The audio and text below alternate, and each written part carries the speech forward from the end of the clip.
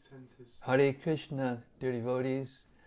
Welcome back to the daily readings of Srila Prabhupada's books, where we, as the world goes deeper into a pandemic and panic and suffering in so many ways, which we feel deeply compassionate for those persons, we're going deeper and deeper into the Srimad Bhagavatam, which is giving us more and more relief from the suffering of material existence. And we invite everyone, and we please beg all of you who are getting a taste to beg everyone also to come and join us. They're locked down and they have fewer things that they can do and go places they can go, and it's just perfect timing for the daily readings of Srila Prabhupada's books to spread throughout the world, to every home, what to speak of every town and village. The taste for hearing about Krishna is the goal of Krishna consciousness. The rules and regulations are the servants of bhakti, are the servants of love. And it's only out of love that one can get a genuine, spontaneous taste for hearing and chanting about Krishna, associating with Krishna and his pure devotees. And this taste, when it becomes sufficiently brimming over, will splash over to whomever we meet and give them a taste also. And this is how we can relieve the sufferings of the pandemic. Srimad Bhagavata Mahima Stotram by Srila Sanatana Goswami. It goes like this. Sarva Shastrabdi Piyusha Sarva Vedaika Satpala Sarva Siddhanta Ratnadya Sarva Lokaika Drikprada. O nectar from the ocean of all scriptures, singular fruit of all the Vedas, rich mine of the precious gems of all conclusive truths, you are the only giver of sight to all the worlds. Sarva Bhagavata Prana Srimad Bhagavata Prabho Kalidwandoditaditya Sri Krishna Parivartita. O life air of all the Supreme Lord's devotees, O Master Srimad Bhagavatam, you are the sun risen in the darkness of Kali. You are the exact image of Sri Krishna. Paramananda Pataya Prema Varshakshadayate Sarvada Sarvasevyaya Sri Krishnaya Namostume. I bow down to you. You are supremely blissful to read. Your every syllable pours down a flood of prema. You can always be served by everyone. You are Sri Krishna himself. Madeka Bando Matsangin Madgudo Man Mahadana Man Nistadaga Mad Bhagya Mad Ananda Namostute. My only friend, my constant companion, my spiritual master, my great wealth, my savior, my good fortune, my source of ecstasy. I bow down to you. Asadu sadutadayin atini chochatakada hanamunchagadachin mam premnarit kantayospuda. O bestower of saintliness to the unsaintly, O exalter of the most fallen, please never leave me. Always appear in my heart and my voice with pure love. Om Namo Bhagavate Vasudevaya. Om Namo Bhagavate Vasudevaya. Om Namo Bhagavate Vasudevaya.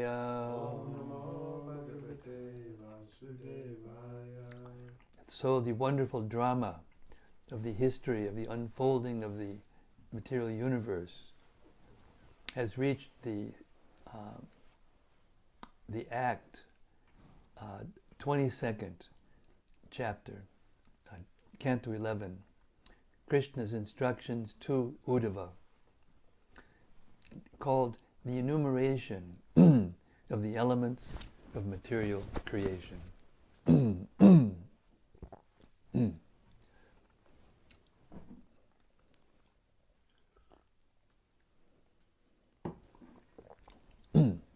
This chapter enumerates and categorizes the natural elements, explains the difference between the male and female natures, and describes birth and death. There are many opinions concerning the number of material elements, but this difference of opinions, brought about by the influence of the illusory energy, is not illogical. All the elements of nature exist everywhere. So authorities who have accepted the illusory potency of the Supreme Personality may propose a variety of theories. The insurmountable illusory energy of God is the root cause of their mutually contradictory arguments. There is no difference between the ultimate enjoyer and the supreme controller. To presuppose any distinction between them is senseless. Ordinary knowledge is simply a quality of material nature, not of the soul proper. The raw substance of material nature is designated according to its different phases. In the mode of goodness, it is known as knowledge. In the mode of passion, as activity, and in the mode of darkness, as ignorance. Time is another name for the Supreme Personality of Godhead, and another name for material propensity is Sutra, or Mahatattva. The 25 elements of nature are the Lord, nature, the Mahat, false ego, ether, air, fire, water, earth, the eyes, the ears, the nose, the tongue, the skin, speech, the hands, the feet, the genitals, the anus, the mind, sound, touch, form, taste, and smell. The unmanifest Supreme Personality merely glances at nature. Material nature, which is under the control of the Supreme Lord, then assumes the forms of causes and effects, and carries out the creation, maintenance, and destruction of the material world. Even though the Purusha and Prakriti appear non-different to superficial vision, there is an ultimate difference too. Material creation is produced from the modes of Prakriti, and its quality is transformation. The living entities who are inimical to the Supreme Personality of Godhead take on and give up various kinds of material bodies through the agency of their own material work. But those who are ignorant of the self, because of being bewildered by illusion, do not understand this. The mind, which is filled with ideas of fruitive work, simply takes the senses with it from one body to another, while the soul follows along. Nevertheless, on account of being totally absorbed in sense gratification, one cannot remember his past existence. The body undergoes 9 stages of transformation, which are by association with the qualities of material nature. These are impregnation, gestation, birth, childhood, youth, maturity, middle age, old age, and death. From the death of one's father and the birth of one's son, a person can easily comprehend the rise and fall of his own body. The soul, who is the perceiver, is different from this body, but when there is no knowledge of the true facts, the living entity, confused by the objects of sense gratification, achieves his destinations within the cycle of material existence. Thus the living entity continuously wanders under the spell of material work, taking birth as a sage or a demigod when he is predominated by the mode of goodness, among the demons or human beings when he is predominantly influenced by the mode of passion, and in the species of ghosts, spirits, or animals, when he is predominated by the mode of ignorance. The spirit soul does not engage in the enjoyment of sense objects. It is the senses that perform this activity. Therefore, the living being has no need for sense gratificatory pleasures. With the exception of those peaceful personalities who have taken shelter of the lotus feet of the Supreme Personality of Godhead and are dedicated to the divine duty of his service, everyone, including so-called learned scholars, is inevitably overcome by the all-powerful material nature. Well said. Text 1 to 3.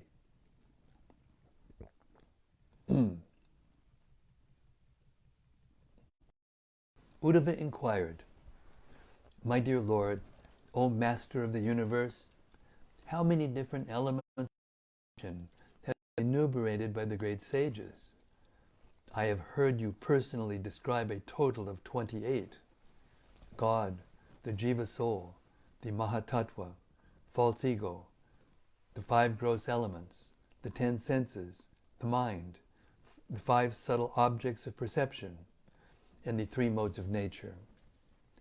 But some authorities say that there are 26 elements, while others cite 25, or else 7, 9, 6, 4, or 11, and even others say that there are 17, 16, or 13.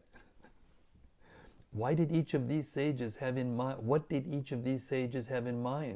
when he calculated the creative elements in such different ways? O Supreme Eternal, kindly explain this to me." Purport.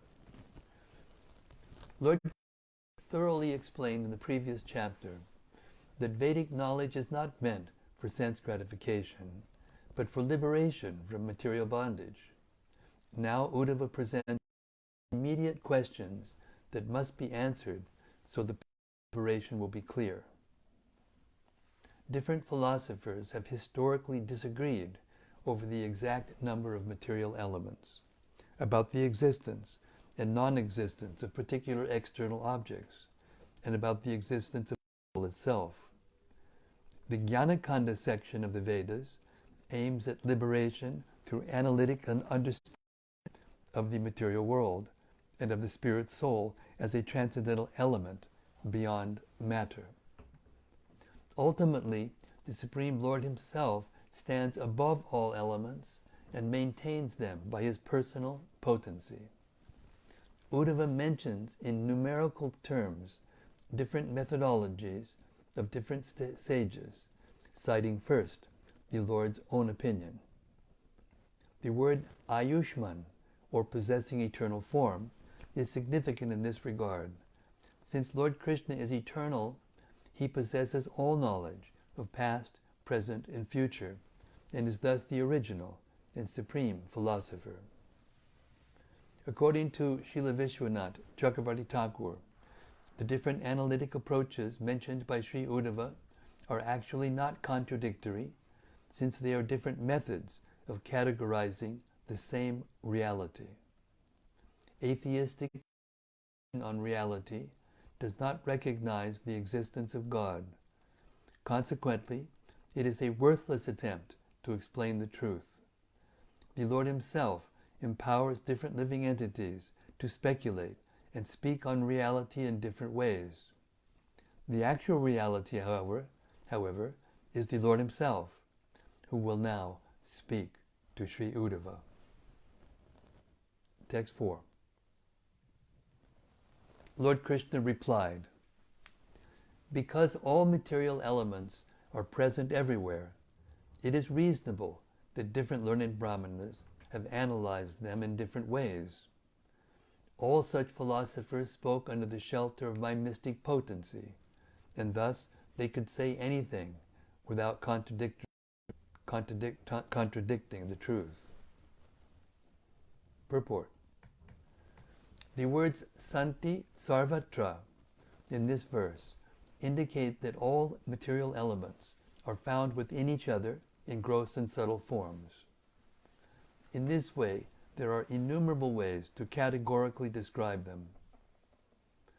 The material world is ultimately illusory, undergoing constant transformation. It may be measured in different ways, just as the mirage of an oasis may be described in different ways, but the Lord's own analysis of 28 elements is perfect and should be accepted. Srila Jiva Goswami states that the word Maya in this verse does not refer to Mahamaya, or the potency of ignorance, but to the Lord's inconceivable mystic power, which shelters the learned followers of Vedic knowledge. Each of the philosophers mentioned here reveals a particular aspect of truth, and their theories are not contradictory, since they are simply describing the same phenomena with different categorical systems. Such philosophical disagreement is within the material world. Thus, everyone should unite on the platform of the Lord's own opinion, as stated in this verse. Similarly, in Bhagavad Gita, Lord Krishna requests all conditioned souls to give up their various forms of worship and surrender unto Him in full Krishna consciousness, becoming His devotees. Thus, the whole universe can be united in love of Godhead by chanting Hare Krishna, Krishna Krishna, Hare Hare, Hare Rama, Rama Rama, Hare Hare. By the Lord's revealing Himself to a sincere devotee, the controversy of analytic philosophy is ended. Text 5. When philosophers argue, I don't choose to analyze this particular case in the same way that you have. It is simply my own insurmountable energies that are motivating their analytic disagreements. Purport. Because of the material potencies of the Supreme Lord, mundane philosophers are perpetually arguing about which came first, the chicken or the egg. By the influence of the modes of goodness, passion, and ignorance, different philosophers are attracted to different views.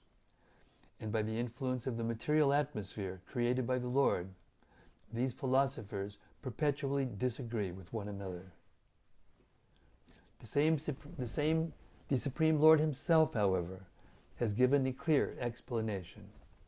As stated in Srimad Bhagavatam 6.4.31, Yach Chaktayo Vadatang Vadinang Bai Vibada Samvada Bhuvo Bhavanti Kurvanti Chaisham Muhur Atma Moham Tasmai Namo Nantagunaya Bhumne.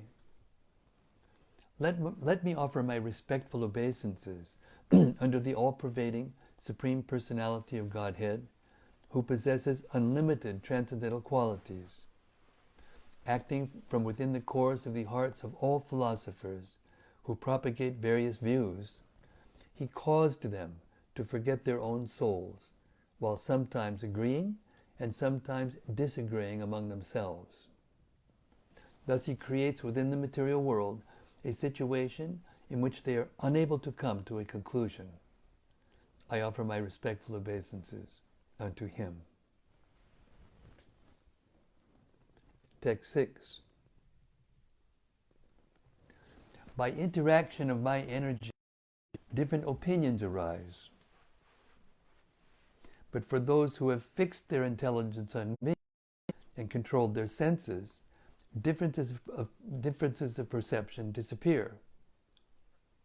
And consequently, the very cause for argument is removed.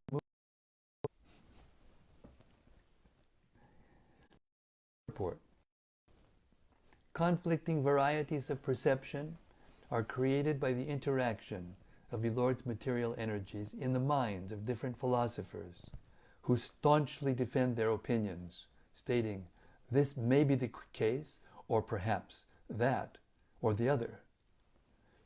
Or this may not be the case, or perhaps that is not the case. Such logical or rational proposing, doubting, counter-proposing, counteracting, etc., take thousands of different forms and become the basis of argument. Actually, the Supreme Personality of Godhead, Lord Krishna, is the basis of all existence, since everything emanates from the Lord, is maintained by the Lord, and at the end is merged to rest within the Lord. Lord Krishna is Paratattva, the highest truth, underlying all other dependent truths. In a society of learned persons who have understood the personality of Godhead to be everything, there is no further cause of philosophical quarrel. Such unity of opinion is not based on the absence of philosophical inquiry, nor on the stifling of rational discussion, but is the natural result of spiritual enlightenment. So-called philosophers proudly boast that they are searching and researching for the absolute truth, yet they somehow consider one who has found the absolute truth to be less intelligent. I got to read this again. This is too much nice. So-called philosophers proudly boast that they are searching and researching for the absolute truth. Yet they somehow consider one who has found the absolute truth to be less intelligent than one who has not found it, but who is searching. Because Lord Krishna is the absolute truth, one who fully surrenders to the Lord becomes the most learned person. Text 7. O best among men, and gross elements mutually enter into one another, philosophers may calculate the number of basic material elements in different ways, according to their personal desire. Purport. Material creation takes place as a chain reaction in which subtle elements expand and transform into progressively denser elements. Since a cause is in a sense present within its effect, the effect is subtly present within the cause. All subtle and gross elements have entered within one another.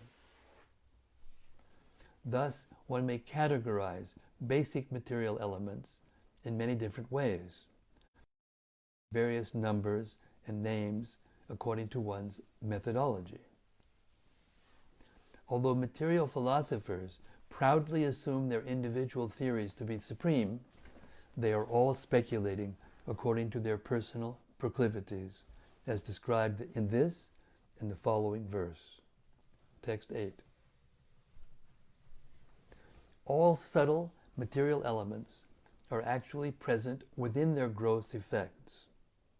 Similarly, all gross elements are present within their subtle causes, since material creation takes place by progressive manifestation of elements from subtle to gross. Thus we can find all material elements within any single element. Purport. Since material elements are present within each other, there are innumerable ways to construe and categorize the material creation of God. Ultimately, however, the significant element is God Himself, who is the basis of all the transformations and permutations of the material cosmos. The creation of the material world takes place by a progression from subtle to gross elements, as explained in the Sankhya Yoga system of Lord Kapila. The example may be given that we find the dormant existence of an earthen pot within mud, and also the existence of mud within the earthen pot. Similarly, one element is present within another, and ultimately all elements rest within the Supreme Personality of Godhead, who is simultaneously within everything. By such explanations, Krishna consciousness constitutes the ultimate scientific methodology for factually understanding this universe. Text 9. Therefore, no matter which of these thinkers is speaking, and regardless of whether in their calculations they include material elements within their previous subtle causes or else within their subsequent manifest products, I accept their conclusions as authoritative because a logical explanation can always be given for each of the different theories. Purport.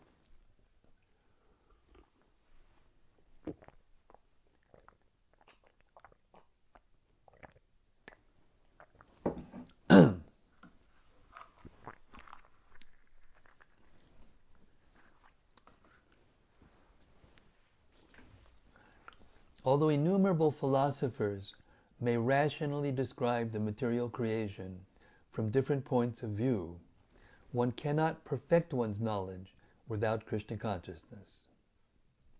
An intellectual person should therefore not be falsely proud simply because he has ascertained a particular truth within the material world.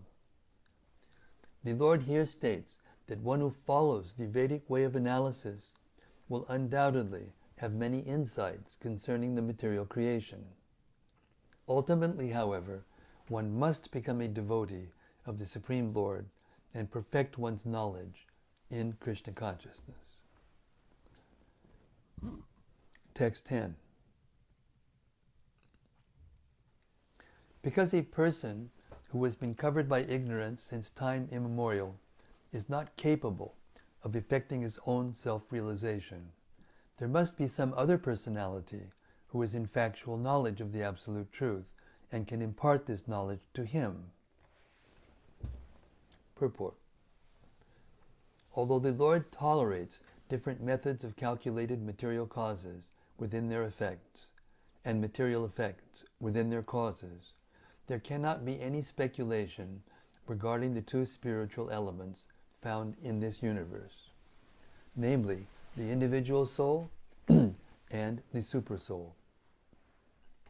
Lord Krishna clearly states in this verse that the living entity is incapable of effecting his own enlightenment. The Supreme Lord is Tattvagya, omniscient, and Jnanada, the spiritual master of the entire universe. Sri Uddhava mentioned that some philosophers describe 25 elements and others 26. The difference is that the 26 elements include a separate category for the individual soul and the Supreme Soul, Lord Krishna, whereas the proponents of 25 elements artificially merge the two transcendental categories of Jiva Tattva and Vishnu Tattva, hiding the eternal supremacy of the personality of Godhead. Knowledge based on the three modes of material nature cannot rise to the transcendental platform, where the personality of Godhead exists as the supreme enjoyer of eternal spiritual varieties of form, color, flavor, musical sounds, and loving affairs. Mundane philosophers simply bounce back and forth. Mundane philosophers simply bounce back and forth between material enjoyment and material renunciation. Being victims of Mayavad, impersonal perception of the Absolute Truth, cannot achieve the shelter of the personality of Godhead and thus cannot understand him. Because foolish, impersonal philosophers consider themselves supreme, they are unable to appreciate that loving service exists on the spiritual platform.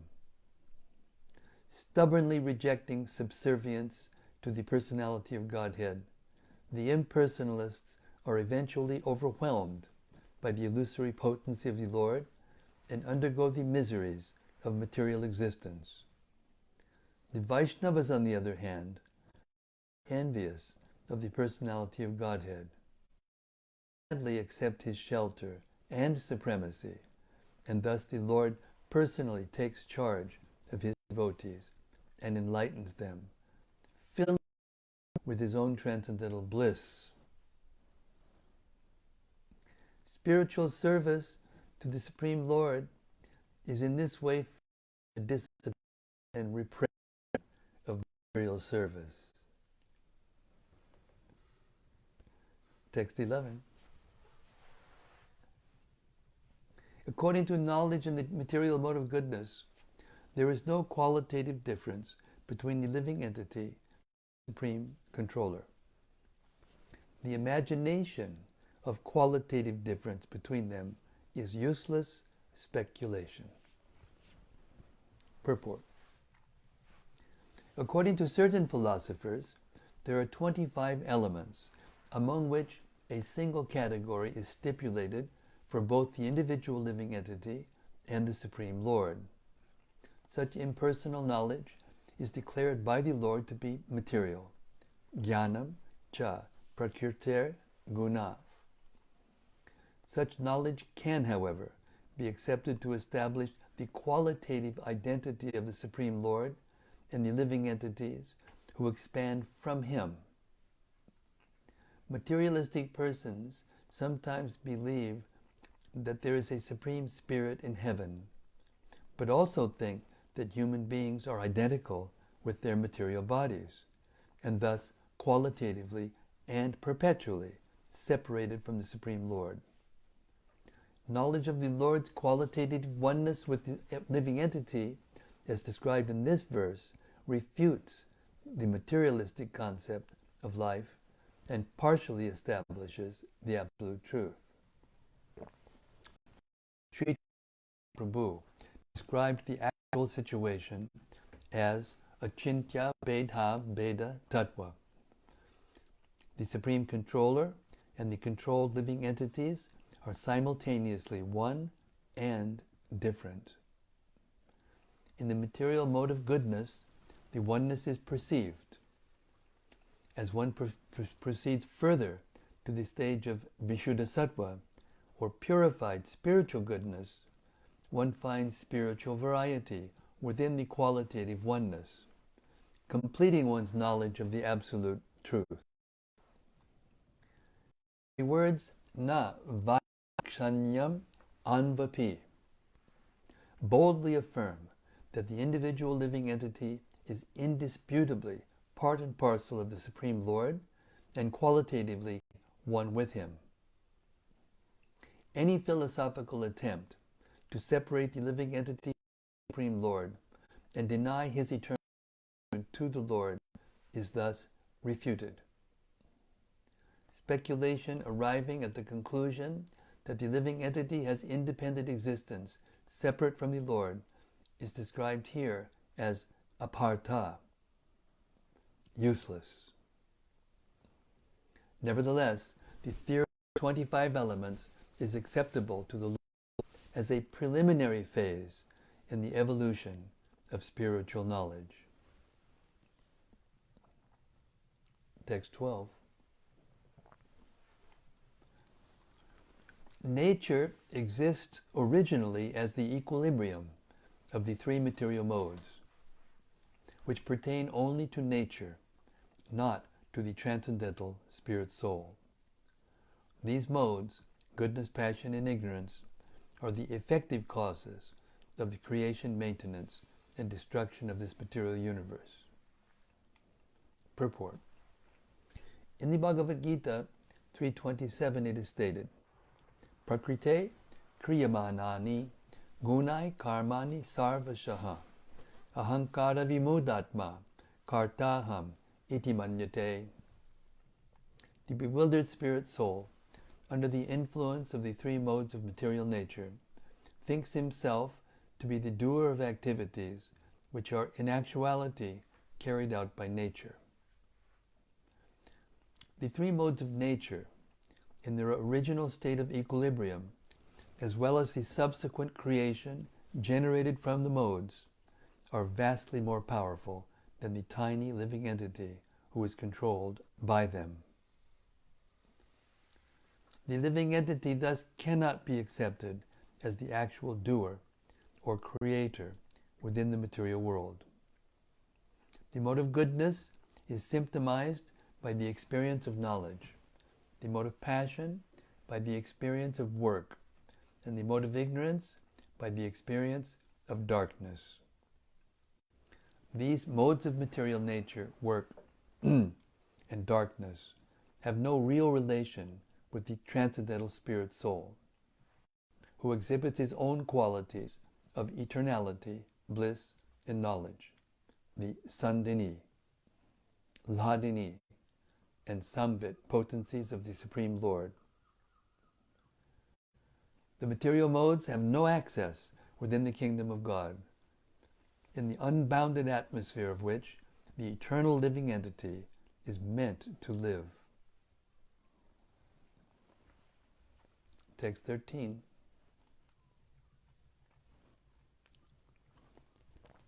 In this world, the mode of goodness is recognized as knowledge, the mode of passion as fruitive work, and the mode of darkness as ignorance.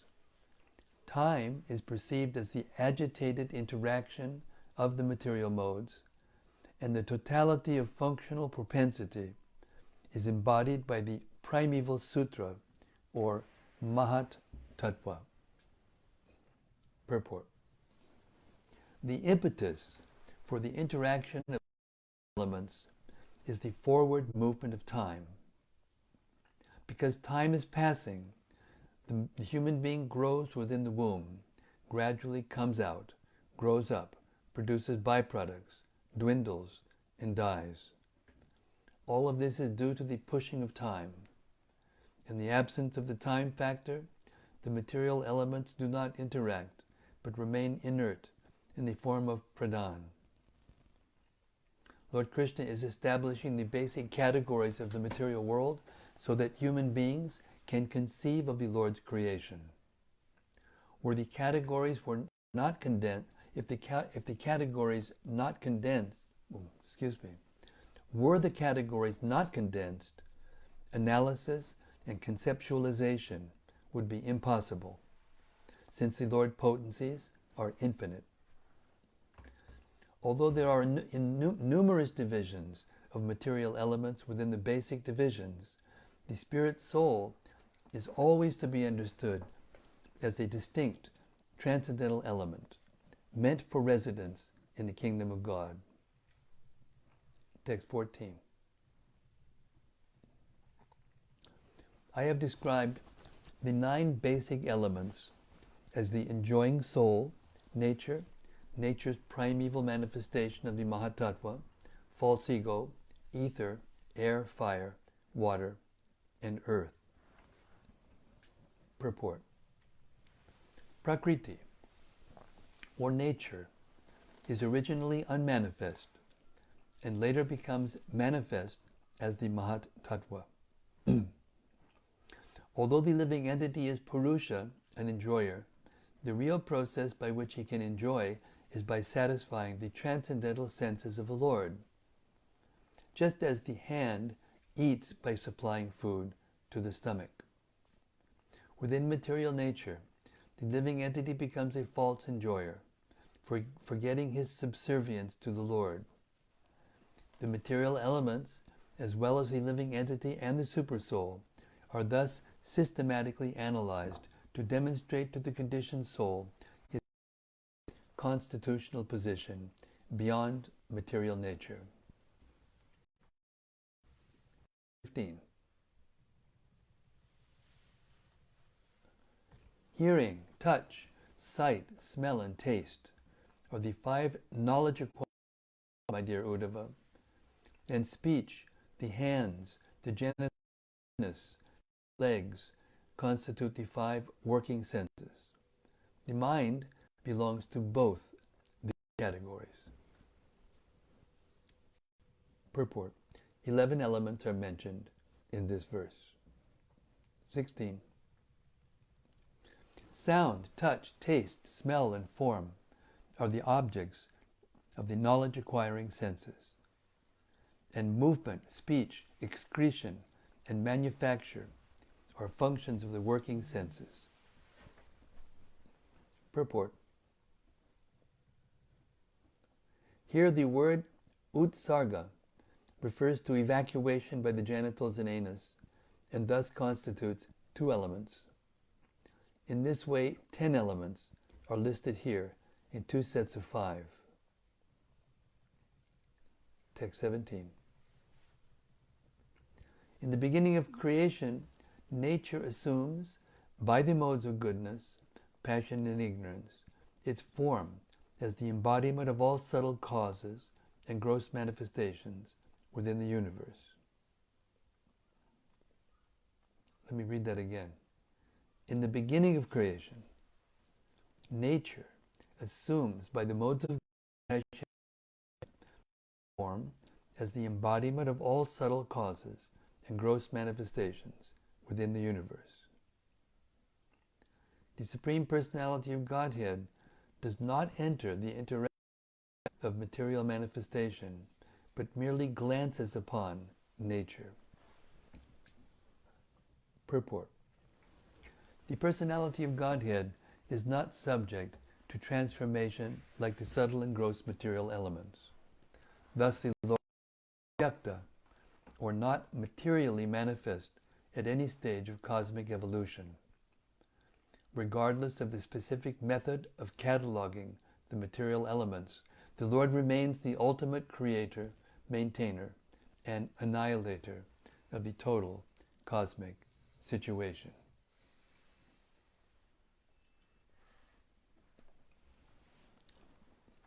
Text 18.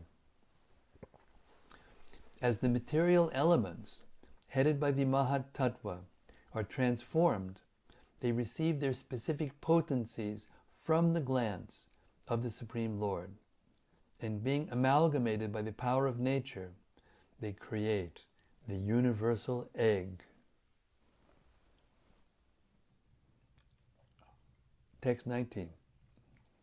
According to some philosophers, there are seven elements, namely earth, water, fire, air, and ether, along with the conscious spirit soul, and the Supreme Soul, who is the basis of both the material elements and the ordinary spirit soul.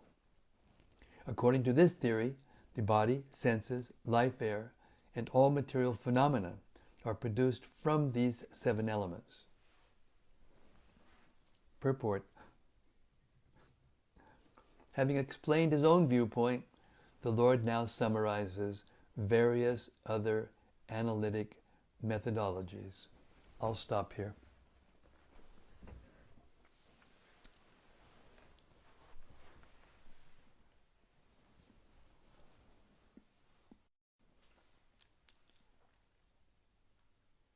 I hope everyone has their thinking caps on, because this is very, very analytic phase of, and no one should be confused, because there are different theories or different ways of explaining the same thing.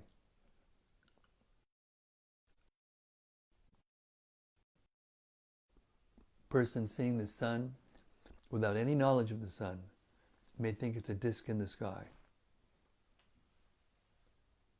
And a person who studied the sun and has done astronomical calculations and has developed instruments to be able to better examine it may know more. And like that, there are so many different ways of categorizing things in this material world. And due to the desire of the souls to become superior or supreme or know more than others or compete, there are therefore unlimited philosophies and ways of arguing different things. But devotees of the Lord, they're not interested in this. They're interested in understanding how they accept it, and they accept it. Not blindly, but by considering things deeply. You know, there's that story about when Narada Muni was on his way to Vaikuntha to see Narayana, and along the way he met a cobbler and a Brahmin. And the cobbler asked the Lord, "You're going to see," Narada Muni, he asked Narada Muni, you're going to see the Lord? He said, yes. He said, can you ask him when I'll get liberation? He said, yes. Then he went a little further and he met the Brahmin. The Brahmin asked him the same question. He said, yes, I'll ask. So when he finally went to Vaikuntha and met Narayana, he asked the Lord about these two souls. And will come to me immediately in this life. And the Brahmin will have to wait a few lifetimes before he can come. And Narayan thought, this is unusual. I mean, Narada Muni thought, this is unusual. All touching dirty skins and working in a muchi condition. The Brahmin is always doing highest cleanliness and rituals and knowledge, studying. How is that possible? So then Narayana told him, okay, when you go back and they ask what I was doing when you met me, you tell him that I was moving an elephant through the eye of a needle and passing it back and forth through the eye of the needle. Narada said, okay. So went back and he told the Brahmin, met the Brahmin first. And the Brahmin said, oh, you met Lord Narayana, my Lord. What was he doing? And he said he was passing an elephant through the eye of a needle. And the Brahmin said, that doesn't make any sense at all. I want to do something like that. That's silly, you know. And like that, he minimized. So then Narada thought, that explains something. And then he went on further and he met the cobbler. And the cobbler asked, what was the Lord doing? And Narada Muni said he was passing an elephant through the eye of a needle and passing it back. And the cobbler began to cry. Out of ecstasy, he said, oh, my Lord is so wonderful. He can do anything. And Narada Muni said, really? You think he would pass an eye of a needle? What does that make sense? He said, make any sense? He said, look, I'm sitting underneath this banyan tree, you know, and there's so many fruits in the banyan tree, thousands and hundreds of thousands of fruit produced by the banyan tree. Fruit, there's thousands of seeds, and in each seed, there's a banyan tree. So if the Lord can do something like that, why can't he pass an elephant through the eye of a needle? Is nothing for him. So then Narada Muni became enlightened by Narayana like that. And the point of the story is, the parable is, a person who accepts the glory of the Lord is not accepting blindly, but he's deeply understanding the potencies of the Lord and how they act, and how it must be that the Lord can do anything because of what he can see in front of his eyes. Okay, I'll stop now philosophizing and pontificating. Forgive me for that. Anybody have something from the cyberspace? I'm sitting here with Radha Raman and Abhaya, the two There's a nice question. Shy guys in the room. There's a nice question from Vivati Manjari Devadasi. No, this is actually, that's her site. I mean, that's her account. But it's actually Yadutama, her husband. Dear Guru Maharaj, is it important to study the material elements and how they are manifested based on the teachings of Srimad Bhagavatam? In other words, should it be an active or passive endeavor? Well, you can't understand anything by the passive endeavor. Passive endeavor doesn't really mean anything. Endeavor means active. You have to consciously try to understand.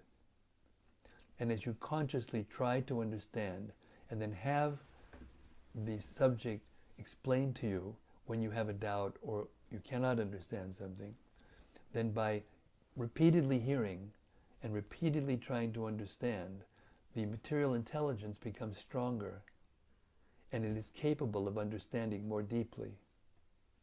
And eventually it reaches the point where it can understand what we just read easily.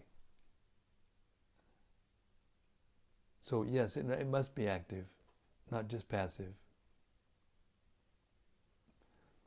Okay, Bijay, Haribol, Bijay Govinda. Haribol, I always love to hear that example of the elephant in the eye of the needle. So simple and so profound. Thank you. It is that. And it shows that even simple persons can philosophize also.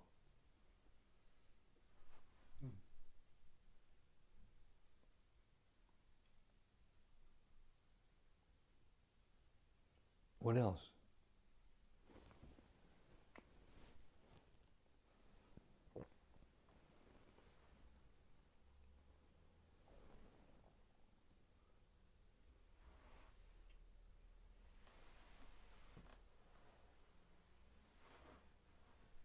Oh, Lynn Wiltshire said, Hare Krishna Maharaj, so good to be able to listen to you live in UK time from just a few miles away in Ashford. Yeah, so near and yet so far away. But this thing will come to an end at some point, and we'll be able to get together.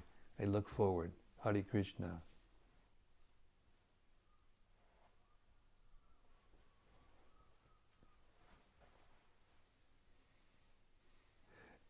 Rani Fatah said there are many glitches tonight. Belgium. Does anyone experience the same? We haven't. I haven't seen it here. No, we don't have any glitches over here. I just thank everyone who is watching and appreciating and trying to understand. And I think that this idea that came out just now, that Prabhupada's way of understanding was not so much philosophical analysis as it was hearing repeatedly and trying to understand. It's a very deep philosophy, and it goes throughout the Bhagavatam and throughout all the Vedas actually, but particularly the Bhagavatam has everything. And if you just keep hearing the Bhagavatam and trying to understand, keep hearing the Bhagavatam and trying to understand, then you'll come to the point of knowing what to ask. Most people don't even know what to ask. I was listening to an interview where a fairly reputable journalist had come to visit Prabhupada and interview him in New York in 1976. And he was a pretty deep person. He had a very good position and everything. But he couldn't understand the basic principle that we're not the body. And Prabhupada explained it in so many different ways, and he just couldn't get it.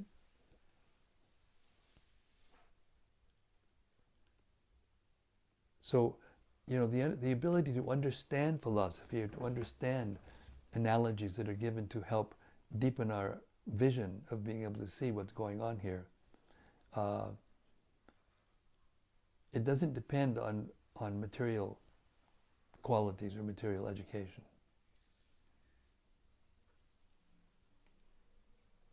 I mean, Prabhupada always used to give the example of the process of creation that we know about within the wombs of different species of life, the womb of the human mother, for example. The father injects the seed, and the soul is there, and the combination of the secretions between the mother and father create a little bead-like form. And then because of the presence of the soul, because of the ingredients that come from the mother's body, which are all there and are put together within the body of the living being gradually. So this means that the ingredients are within the body of the living being and within the body of the mother, the source of the creation, at the same time. And that's the process of creation, and it's the same, only in a universal or gigantic sense, form. But the principle is the same. Any forms that create forms, the forms have to have that are created, have to have the same or less information content. They can't have more information content.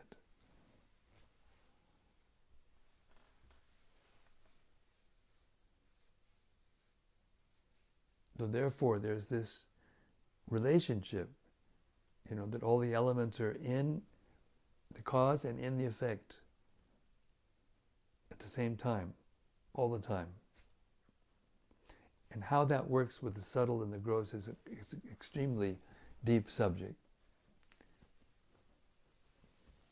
Can't be understood in a moment. There was another journalist who was inquiring for Prabhupada, and she was kind of smart, and she asked him a couple of, questions about a little deeper, and Prabhupada said, you can't understand this in a moment. You have to read my books. Just read the books and keep reading the books, and then you'll understand.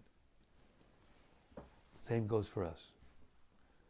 We have to keep reading and keep trying to understand, keep discussing among ourselves. And because Krishna becomes pleased with that. What's that famous purport? Radharaman, you must know.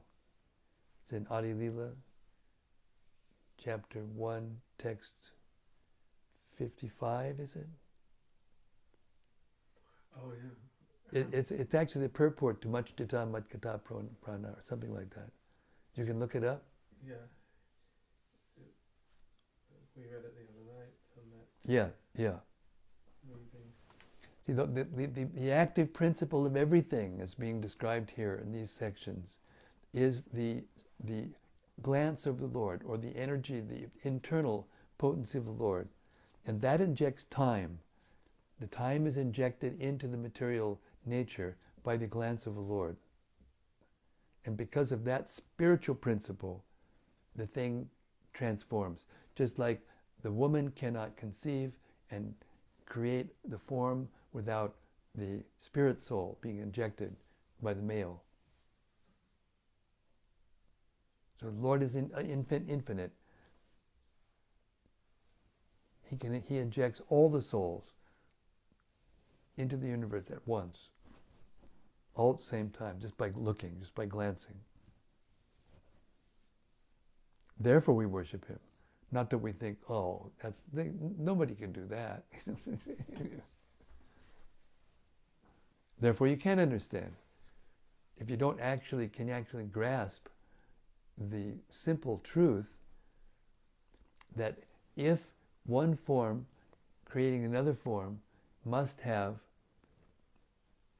more creative energy or information contact than the product form, then if you keep tracing it back, the original form, the source, must not be zero or a simple thing. It must be the most complex thing. It must have the most information content in it that can create all the forms. And when you grasp that basic concept, then you can see how the transformation from subtle to gross can happen to reflect the form of the Lord. Did you get it? Did you get it? Did you get it?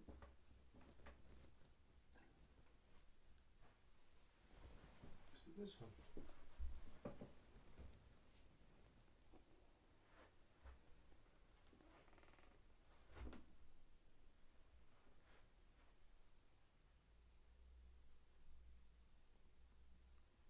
No, not exactly. What is this? Try 55.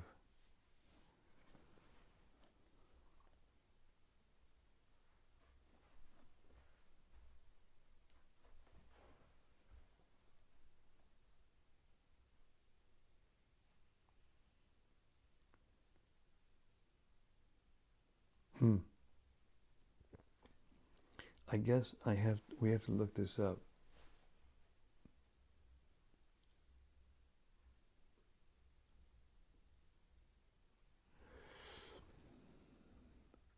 It's the one of the... Did you look at 55 to 60? You read each one.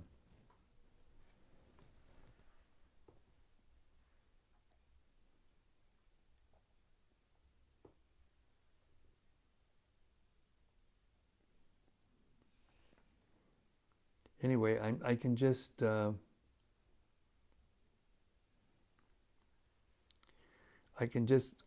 of paraphrase it. I don't remember word for word, but what Prabhupada says is that the devotees relish discussing the subject matter of the Absolute Truth with one another, like scientists doing experiments and discussing them. And when the Lord sees the devotees taking pleasure in doing that, He gives the intelligence by which we can understand.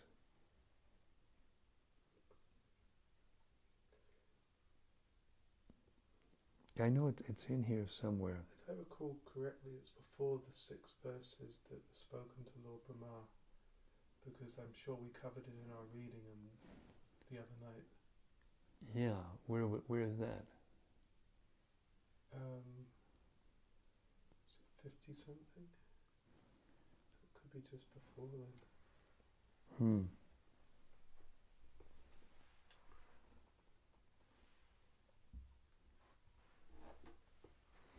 Anyway, this will take us too long to find, kids, but now I've gone over my quota of sitting in the chair, so all of you please forgive me for running away, but I'll be there tomorrow night and we can continue this beautiful exposition of transcendental knowledge and why we shouldn't be bewildered by apparent, whoops, Radharaman found it. 49. 49. Oh yeah, Tesham said it. Yeah. So this is found in the Chaitanya Charitamrita, the Adi Lila, chapter 1, verse 49. Yes. Whoops. We were close.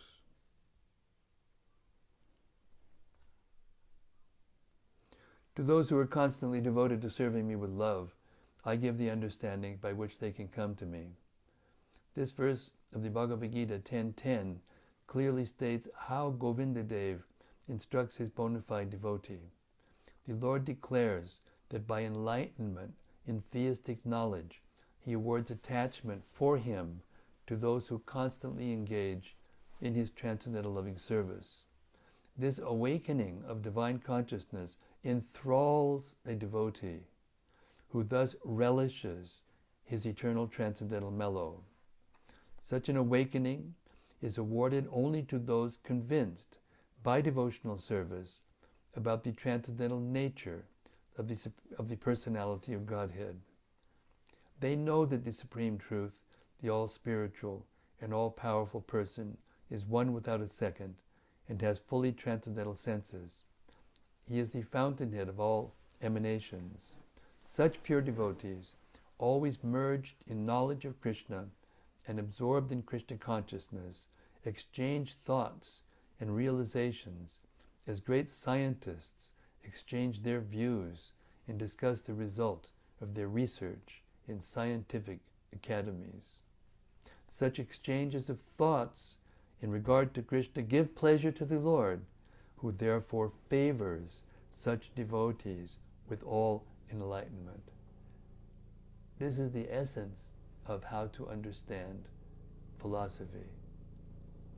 You keep trying to understand with one another, and Krishna likes that and favors the persons who try to understand and gives enlightenment.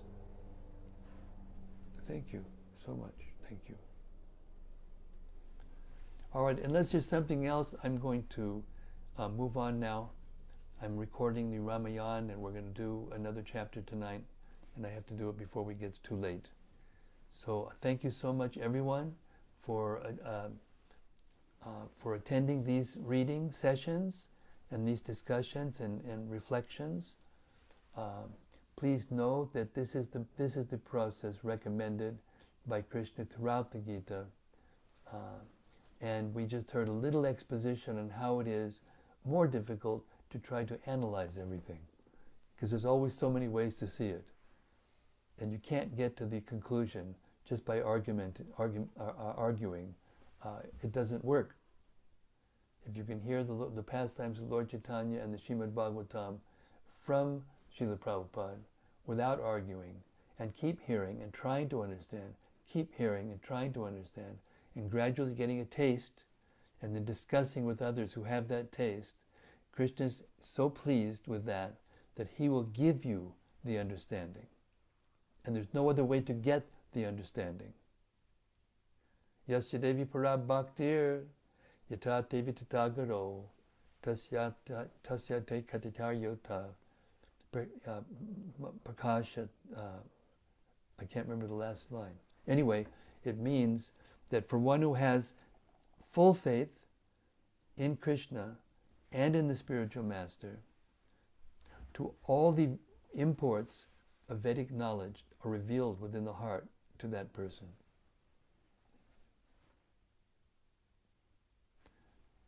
Bala, there you have it. Srimad Bhagavatam ki jai, Gaur Premanandi, Hari Hari Bol, the eternal Sankhya philosophy given to us by Krishna ki jai. Gaur Premanandi, Hari Bol. See you tomorrow night, same place, same time, same station. Hari Krishna.